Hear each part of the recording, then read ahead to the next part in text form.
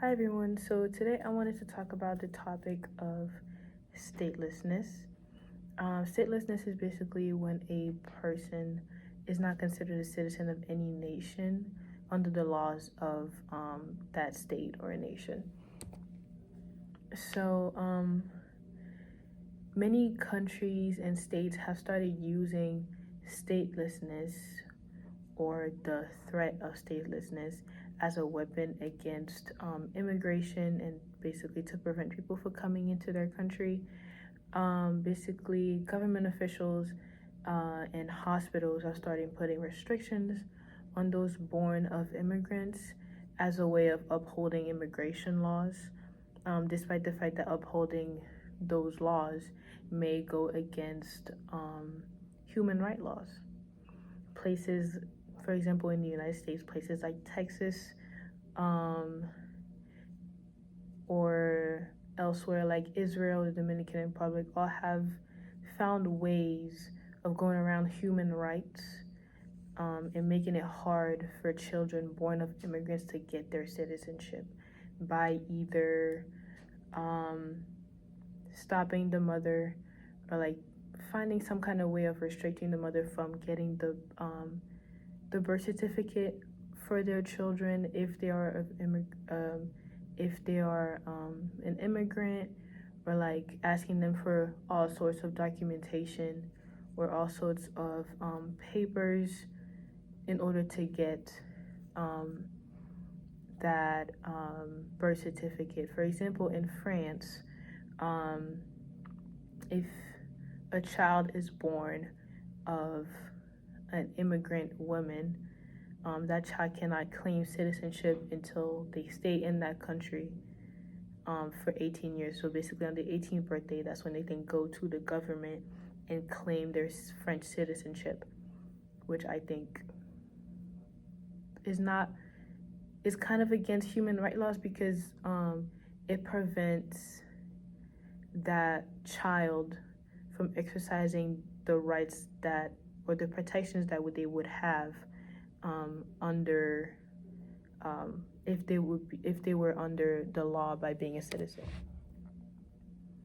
So basically, the consequences of that is that those children became undocumented, just like their parents, which made them and their parents at the same risk of deportation. The example that was given in the reading was the example of the Dominican Republic, who actively denied birth certificates and citizenship to children of Haitian descent in an attempt to clean up its civil registry. The case, basically, the case was brought up to the courts, and it basically resulted in the Dominican Republic being forced to remove any kind of discriminatory practices from its laws to comply to the hearing. The Dominican Republic change basically its laws to prevent any of that from happening because people saw it as just blatant racism because it was only of children born from Haitian women that were impacted by such discriminations. So the Dominican Republic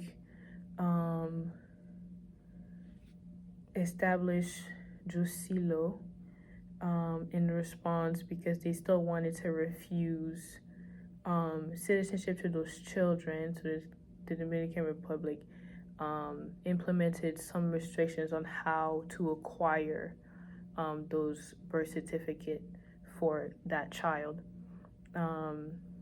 Basically, they required that the mother of said child have documentation in order to receive their children's birth certificate. So if the mother has an irregular status, as they put it, the child would be at risk of statelessness, so not having any citizenship, either Dominican or even Haitian.